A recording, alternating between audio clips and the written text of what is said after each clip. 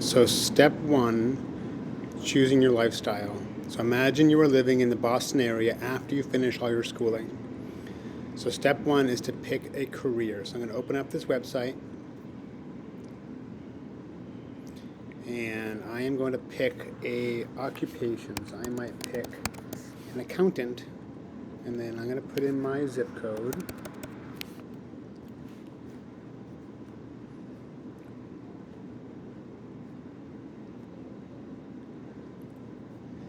And so here's some information if you're not really sure what that career looks like. There's some videos, descriptions. All right, it talks about some projections. This is the part where you care most about. If you want to know what kind of degree you need, this is the part you're going to need for the first step. So the first question is pick a career.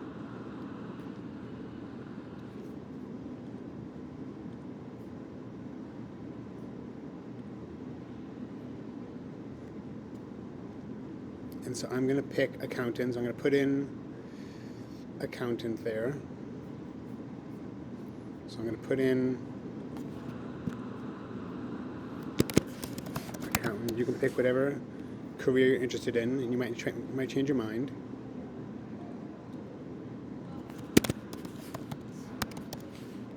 And then you're going to start putting in your annual gross salary.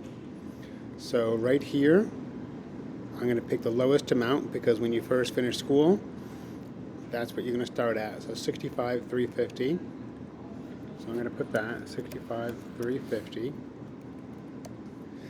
And then monthly. So to figure out monthly, I need to take my yearly income, $65,350, and then divide it by 12 to get my monthly income. So it's 5,445.83. So my monthly income, 5,445.83. So this is my yearly income. This is my monthly income. And then I'm paying 25% in taxes. So I need to figure out what 25% of this number is. So I'm going to take the number that's right here, so 5,445.83. To figure out 25%, I'm going to times by 0.25, so I'm going to basically paying $1,361 in taxes each month. So my taxes are going to be $1,361. What were the cents? Cents were 46 cents. And that means, what do I have left? So after I pay those taxes, so I'm earning $5,483, and I'm paying $1,361. And so what do I have left over? $4,084.34. So that's going to be my monthly net income. Net just means after taxes. So I'm going to be using this number. This number is going to be important. So I'm going to highlight it because it's going to be very important.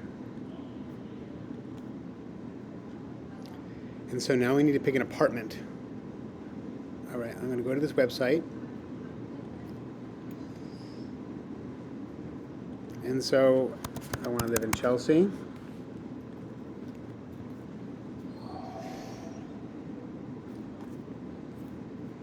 And so maybe I have a price I want to spend. Maybe I want to spend a maximum of $1,000. So there's nothing. So what that means is I can get a roommate.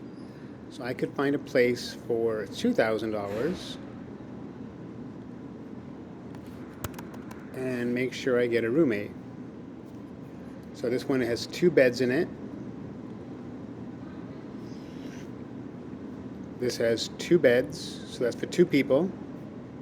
So I could pay half of this.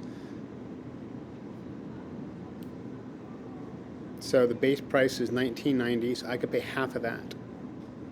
It's a small apartment. No, this one only has 1 bed. This is 1 bedroom. I need one with 2 bedrooms. So it's a little more. So I'm going to say $26.95. This is in Revere. So I'm going to assume that's what I want. So I'm going to pay $26.95. But there's 2 of us. We're going to split it. So I'm going to pay $13.47 $2.50. So my cost of my apartment, I'm going to pay $13.47. And then for utilities, I need to figure out what it costs for utilities. So all I'm going to do is going to estimate. All I'm going to do is I'm going to Google what is the average utilities cost for an apartment in Boston. And so I'm going to use this number right here. So 130 to 230. All right? And I need the average. So the average of 130 to 230, I'm going to add them up. So 130 plus 230 divided by 2. I need the average. 130 plus 230 divided by 2. So 360 divided by 2.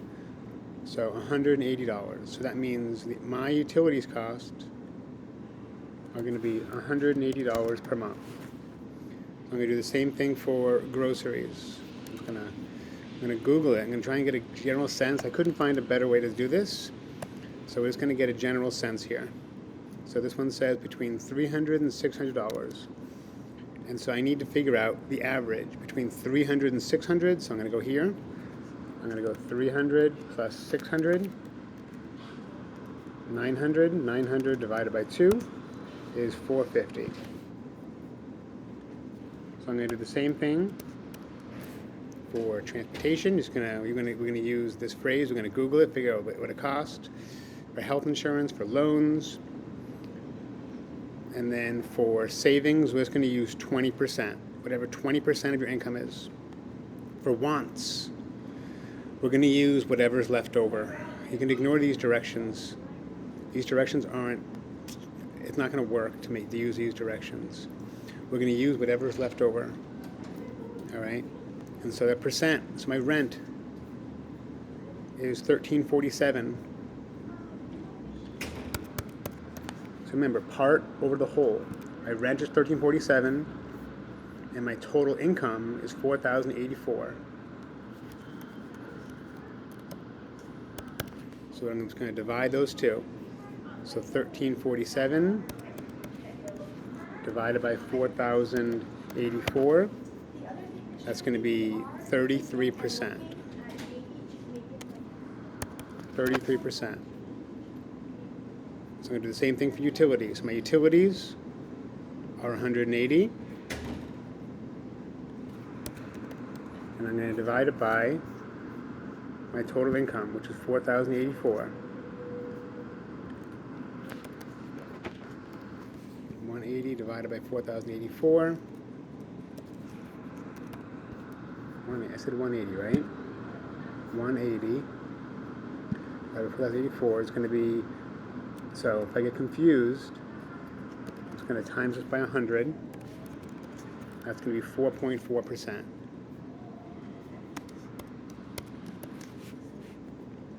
So I'm going to do the same thing for groceries, off all different categories. And then I'm going to make a pie chart using all these percentages. And it should add up to 100. The wants is going to be whatever's left over. So do all the rest for rent, utilities, groceries, transportation, insurance, loans, savings. Wants is going to be whatever's left over. And you're going to make your pie chart.